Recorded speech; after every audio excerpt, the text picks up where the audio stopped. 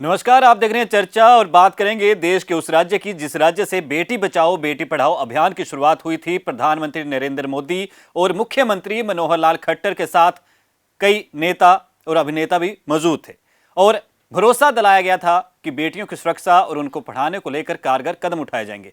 लेकिन कारगर कदमों को लेकर अब सरकार, प्रशासन और उस अभियान को लेकर ही कहीं ना कहीं सवाल उठ रहे हैं। मेरे साथ मौजूद हैं वरिष्ठ सहयोगी, क्योंकि हर सवाल का जवाब लेंगे।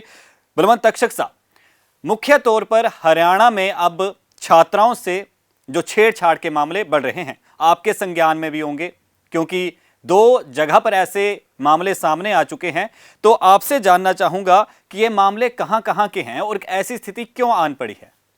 देखिए सुनील, आपने ठीक कहा कि प्रधानमंत्री नरेंद्र मोदी ने हरियाणा के पानीपत जिले से बेटी बचाओ बेटी पढ़ाओ अभियान की शुरुआत की थी और इसके बाद से लगातार हरियाणा सरकार की कोशिश है कि छात्राओं को आगे पढ़ने के लिए कैसे प्रोत्साहित किया जाए। आपको ध्यान होगा कि मुख्यमंत्री मनोहर खट्टर ने हाल ही में 1,80,000 जिन परिवारों की सालाना आय है उनकी बच्चियों को प्राइवेट और सरकारी कॉलेजों में उनकी पढ़ाई मुफ्त कर दी है। और जिन परिवारों की सालाना आय 3 लाख रुपए के आसपास है, 3 लाख रुपए तक है, उन परिवारों की बच्चियों के लिए फीस आधी कर दी है। यानी कि आधी फीस सरकार वहन करेगी, आधी फीस उनके अभिभावक वहन करेंगे। लेकिन पिछले कुछ दिनों में हरियाणा में कुछ इस तरह की घटनाएं घटी हैं कि सरकारी स्कूल के प्रिंसिपल ही छात्राओं से छेड़छाड़ के आरोपी हैं। और अब एक नया मामला जो सामने आया है वो कैथल जिले के गुहला क्षेत्र के एक गांव के सरकारी स्कूल का है, जहां प्रिंसिपल ने ही छात्राओं को अकेले अपने दफ्तर में बुलाया और उनके साथ अश्लील हरकतें की। तो इस संबंध में अभी शिक्षा विभाग के तरफ से कोई कार्रवाई अमल में ले आई गई है? देखिए सुनील, जैसे ही ये मामला सामने आया हरियाणा में विपक्ष के नेता भूपेंद्र सिंह हुड्डा ने कहा कि देखिए स्कूलों का क्या हाल है। उधर जब लड़कियों की शिक्षा कॉलेज की मुफ्त की गई, तब इनेलो के विधायक अभय सिंह चौटाला ने कहा था कि शिक्षा पूरी तरह मुफ्त होने के साथ ही लड़कियों की सुरक्षा भी सुनिश्चित की जानी चाहिए। तो जैसे ही ये मामला सामने आया, सरकार को तुरंत इसमें एक्शन लेना पड़ा। शिक्षा मंत्री कंवरपाल ने कहा है कि हमने आरोपी प्रिंसिपल को गिरफ्तार कर लिया है, उनके निलंबन के आदेश जारी हो चुके हैं। ऐसे ही जिला शिक्षा अधिकारी रविंद्र ने कहा कि शिक्षा निदेशालय ने प्रिंसिपल को रवि कुमार को निलंबित करने के आदेश जारी कर दिए हैं और आगे कार्रवाई जारी है। तो अभी इस मामले में जांच कहां तक पहुंची है? देखिए सुनील, इस मामले में एसआईटी का गठन कर दिया गया है, छात्राओं के बयान लिए गए हैं। जिस गांव में सरकारी स्कूल में इस तरह की हरकत सामने आई है, वहां के ग्रामीणों से भी बातचीत की गई है और आगे एक रिपोर्ट बनेगी। मैं समझता हूं कि पहले जो जिस तरह की घटना सामने आई थी उसमें प्रिंसिपल को बर्खास्त कर दिया गया था। मुझे लगता है कि शिक्षा विभाग जल्दी इस मामले में कदम उठाएगा और हो सकता है इस प्रिंसिपल को भी सेवा से बर्खास्त कर दिया। अच्छा, महिलाओं से जुड़ा मामला है तक्षक साहब, तो इसमें महिला आयोग हस्तक्षेप कर रहा है? कोई संज्ञान में लिया उन्होंने, कोई कदम उठाया? निश्चित तौर पे देखिए सुनील, जैसे ही कोई महिला या छात्राओं के साथ इस तरह की हरकत सामने आती है तो राज्य महिला आयोग तक शिकायत भी पहुंचती है या वो स्वतः संज्ञान लेते हैं। तो इस मामले में जो राज्य महिला आयोग की चेयरपर्सन है रेणु भाटिया, जब उनके ध्यान में ये मामला आया तो उन्होंने कैथल के एसपी से कहा कि आरोपी प्रिंसिपल के खिलाफ 24 घंटे के भीतर कार्रवाई करनी चाहिए पुलिस को, और पुलिस ने कार्रवाई की और प्रिंसिपल को गिरफ्तार कर लिया। अच्छा, दूसरी तरफ इसी मसले के संबंध में पूछना चाहूंगा, क्या इस मसले के संबंध में जब शिकायत दी गई तो राज्य सरकार की ओर से कोई एक्शन प्लान किया गया? देखिए, शिकायत तो ये थी कि छात्राएं परेशान थी। उन्होंने जो एसआईटी गठित हुई है और या जिनके सामने अपने बयान दिए सक्षम अधिकारी के सामने, उनसे कहा है कि प्रिंसिपल हमें अकेले में अपने कमरे में बुलाता था, हमारे साथ अश्लील हरकतें करता था, छेड़खानी करता था और साथ ही धमकी भी देता था कि अगर ये बात किसी को बताई गई तो स्कूल से उनका नाम काट देगा। तो छात्राओं को इस मुद्दे को लेकर प्रदर्शन करना पड़ा। जब प्रदर्शन हुआ तो ये अखबारों की सुर्खियां बनी। सुर्खियां बनने के राज्य सरकार के ध्यान में आया और शिक्षा मंत्री ने कहा ही है, कंवरपाल जी ने, कि हमने आरोपी प्रिंसिपल को निलंबित कर दिया है। लेकिन 2 जगह का मैंने शुरू में जिक्र किया था, कैथल का आपने बता दिया, लेकिन जो दूसरी जगह है उस पर क्या कुछ कार्रवाई हुई? ये देखिए, जींद जिले के उचाणा के सरकारी स्कूल का मामला था। वहाँ के प्रिंसिपल थे करतार सिंह। उन्होंने करीब 60 छात्राओं के साथ छेड़खानी की। ये मामला भी राज्य सरकार के ध्यान में आया, उन्होंने राज्यपाल को चिट्ठियां लिखी, उन्होंने प्रधानमंत्री को चिट्ठी लिखी, उन्होंने राष्ट्रपति को चिट्ठी लिखी, और जैसे ही ये मामला राज्य महिला आयोग के सामने आया तो ये सख्त हिदायत दी गई कि आरोपी प्रिंसिपल के मामले में जांच की जाए। इस मामले में एसआईटी गठित हुई, फिर पुलिस ने एफआईआर दर्ज की और प्रिंसिपल करतार सिंह कहीं छुप गए गिरफ्तारी से बचने के लिए। अंततः पुलिस ने उनको गिरफ्तार कर लिया और उनको गिरफ्तार करके जेल भेज दिया गया। जांच, पॉक्सो एक्ट भी उनके खिलाफ लगाया गया।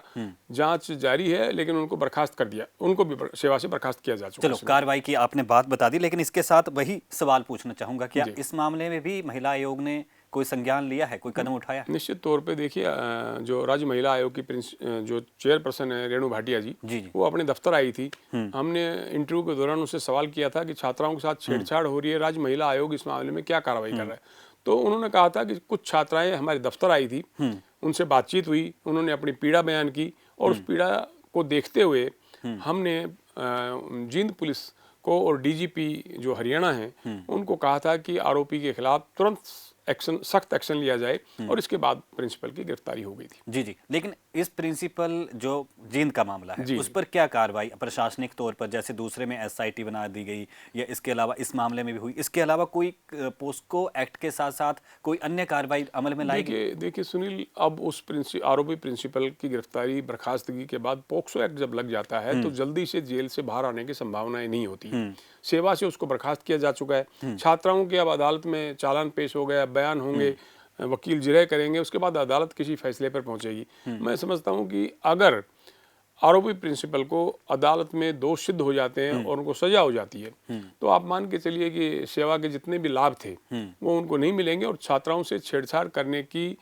इस घटना पर अगर प्रिंसिपल को बर्खास्त किया जाता है और सजा हो जाती है तो ये दूसरे स्कूलों के प्रिंसिपलों के लिए भी एक सबक होगा कि वो छात्राओं के साथ इस तरह की हरकतों से बाज आएं, वरना उनका भी वही हश्र होगा जो जींद जिले के उचाना सरकारी स्कूल के प्रिंसिपल का हुआ। लेकिन इसके साथ ही जो आपने हशर की बात कही, हशर से दो बातें, दो घटनाक्रम मुझे काल्पनिक तौर पर याद आ रहे हैं, क्योंकि दो कहानियां हैं जिन पर फिल्में बनी हैं। एक फिल्म फिल्माया गया है, पंजाबी भाषा में एक फिल्म बनी है जिसमें एक सरकारी स्कूल में एक प्रिंसिपल होती है, उसके साथ जो कुछ भी होता है उसके बाद वो महिला मानसिक तौर पर परेशान हो जाती है और उसकी जिंदगी तबाह हो जाती है, उस पर फिल्म बनी है। दूसरी फिल्म की बात करूंगा दंगल की, वो हरियाणा जिला, वो हरियाणा राज्य, जहां पर दंगल का आज भी कभी किसी बेटी को लेकर अगर उसके प्रोत्साहन करना, उसने कोई पुरस्कार जीता हो या उसका जोश बढ़ाना हो तो दंगल फिल्म के अक्सर हम लोग उदाहरण देते हैं। लेकिन ऐसे जहां पर खिलाड़ी, जहां पर महिलाएं काफी बड़े पदों पर हैं, लेकिन ऐसे जो मसले स्कूली छात्राओं के सामने आ रहे हैं, सरकारी स्कूलों में ऐसी घटनाएं सामने आ रही हैं, तो इनके लिए ये हरकत, ऐसा क्या कदम उठाने चाहिए कि दोबारा ना हो? देखिए, मैं तो ये सुनील आपसे ये कहूँगा कि स्कूल शिक्षा के मंदिर हैं, गुरु शिष्य का रिश्ता बहुत पवित्र है।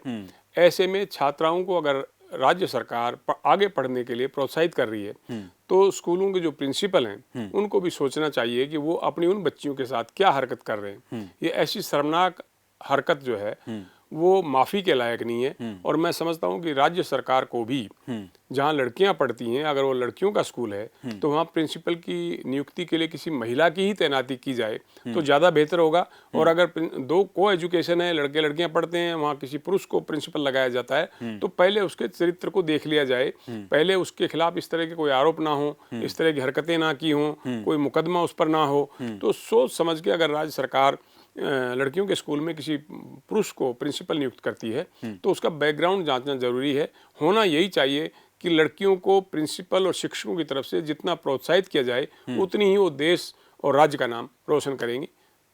जी। अच्छा, दूसरी तरफ तक्षक साहब, जो आपने पूरे घटनाक्रम पर बात कही, लेकिन इसके साथ मैं आपको भी बताना चाहूंगा, क्योंकि इससे पहले कई मामले सामने आ चुके हैं, लेकिन अक्सर जो मामले सामने आते थे उसमें छात्र की ओर से छात्राओं को छेड़छाड़ की घटनाएं या किसी पे तेजाब फेंक देना या ऐसी गतिविधियां अक्सर सुर्खियां बना करती थी। लेकिन अब जहां पर सही और गलत का पाठ्यक्रम के मुताबिक क्लासरूम में पाठ पढ़ाया जाता है, जहां पर रामायण का जिक्र होता है, महाभारत का जिक्र होता है, गीता का जिक्र होता है, और जो इस बात का जिक्र करते हैं, पढ़ाते हैं, तो वो भी अध्यापक पे ओहदे पर पहुंचे हैं, लेकिन ये काफी शर्मनाक है कि प्रिंसिपल के द्वारा इस तरह की हरकत को अंजाम दिया गया, क्योंकि एक वर्ग की ओर से पूरे वर्ग पर वो छींटे पड़ते हैं। तो अब बेटियों की चिंता हरियाणा में हर अभिभावक को होगी, हर माता पिता को होगी, और उम्मीद जताते हैं तक्षक साहब कि ऐसी घटनाएं भविष्य में फिर से ना घटित हों, क्योंकि बेटियों की सुरक्षा को लेकर सरकार प्रशासन हर संभव प्रयास कर रहा है, लेकिन माता पिता घबराते तब हैं जब ऐसी हरकतें सामने आती हैं।